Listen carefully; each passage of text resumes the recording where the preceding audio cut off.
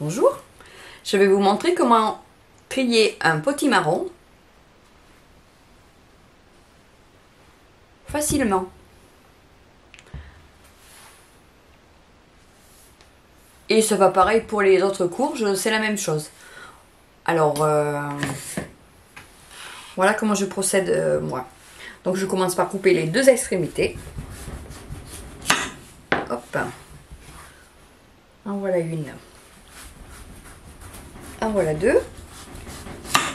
Donc l'idéal c'est d'avoir un couteau qui coupe à peu près. Donc si vous avez un aiguiseur, passez un coup d'aiguiseur avant de commencer.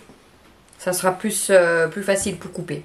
Alors comme moi j'ai des problèmes articulaires dans les mains. Donc j'ai pris l'habitude, puisque j'ai fait beaucoup de courges. Quand je faisais mes gratins de potiron, non. Quand je faisais mes gratins de butternut, ben même quand je faisais la soupe de courge ou quoi. Donc il me fallait trouver une solution pour justement ne plus souffrir. Enfin, moins souffrir. Donc j'ai trouvé cette solution là. Alors voyez, je fais le bascule et comme ça je force moins sur le couteau. Alors je coupe des tranches, voyez. C'est beaucoup plus facile que s'il fallait éplucher la butternut entière. Donc vous voyez, je fais le système du levier. Comme ça, même si on a mal à la main, et je m'aide avec l'autre main. Ça fait que même si on a des problèmes comme moi, articulaire, on peut quand même se faire de la courge, notamment la butternut qui n'est pas très tendre. Oh ben les autres aussi elles ne sont pas tendres, hein. Donc vous voyez, je bascule comme ça et mon couteau descend au fur et à mesure. Après si vous n'avez pas de problème vous pouvez forcer, mais moi c'est pour éviter de trop forcer, ou alors je fais comme ça, vous voyez, je tourne ma courge et voilà.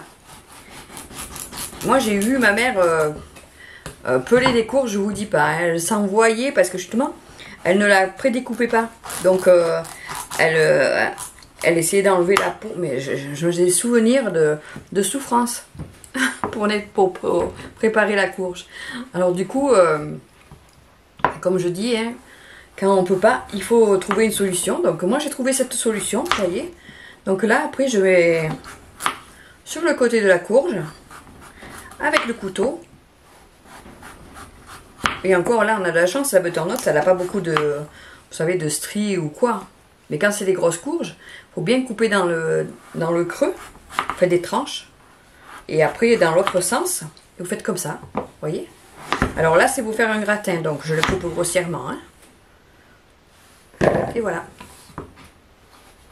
Et je fais comme ça tout le long, avec les autres morceaux.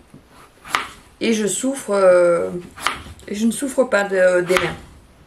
Ou très peu, mais bon, moi c'est normal, c'est le petit problème que j'ai. Voilà. Mais bon, ça m'arrête pas, hein, j'adore cuisiner, donc. Voilà. En rien de temps, je vais même pas faire de coupure. Sauf si je dis des bêtises. Si je vous raconte ma vie et que c'est pas intéressant.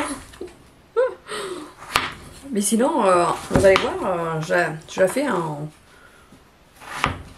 2-3 minutes. Hop, enfin en 5 minutes on va dire. Du coup, vous savez que vous pouvez faire de la courge. Alors, si vous avez trop de courges, ben moi je vous conseille d'en faire 2 ou 3, là. Au moins 2. Comme ça, le surplus, ben, vous le faites cuire et vous le mettez au congélateur. Faites cuire, je veux dire, un gratin, hein. Si vous voulez, vous pouvez même mettre la courge comme ça, telle qu'elle. Vous la mettez dans un sachet en plastique et hop, au congélateur. Et quand vous avez besoin de faire une soupe ou un gratin, vous la ressortez et vous la faites cuire comme c'est une courge fraîche, bien qu'elle va cuire moins longtemps puisque le gel ça cuit un petit peu. Voilà. Alors là, c'est la partie où il y a les graines.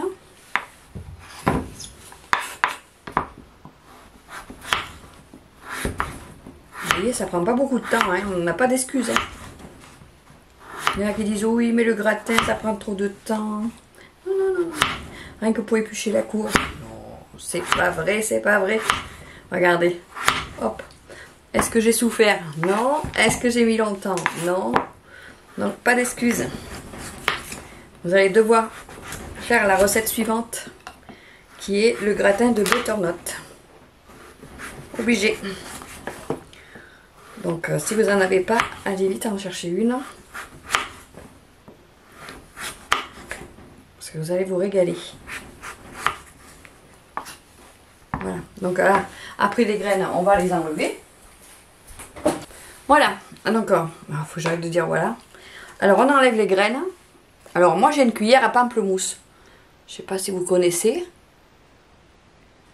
Mais vous pouvez le faire aussi avec une cuillère à soupe. Hein. Moi, j'aime bien parce que du coup, ça me permet de couper un petit peu les filaments. Ça me paraît un peu mieux. Voilà. Bien que, vous voyez, ça va être enlever les graines qui va être le plus dur. Voilà.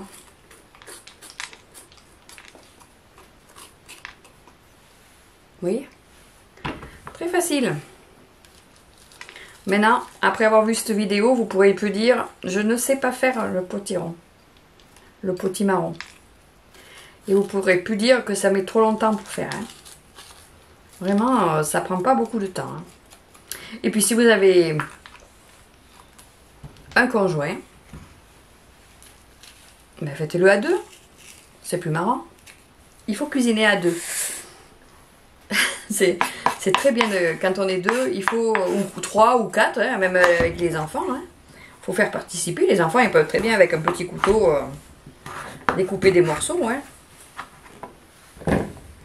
Ou leur faire enlever les graines.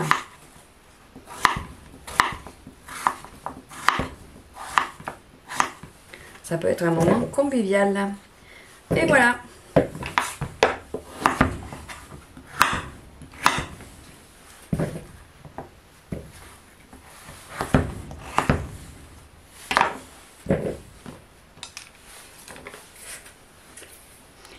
Et c'est fait.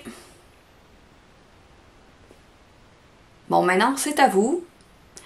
Et plus d'excuses. Hein. Il va falloir le faire. Hein. Donc, je vous mettrai la recette dans quelques temps après. Donc, j'essaierai de mettre ça d'abord. Et après, je mettrai la recette. Comme ça, vous pourrez aller faire la recette. Merci d'avoir écouté la vidéo, d'avoir regardé la vidéo. Si vous avez aimé, mettez un petit j'aime. Et partagez. Et si vous n'êtes pas abonné, abonnez-vous. Comme ça, vous aurez la suite des recettes. Merci. À bientôt.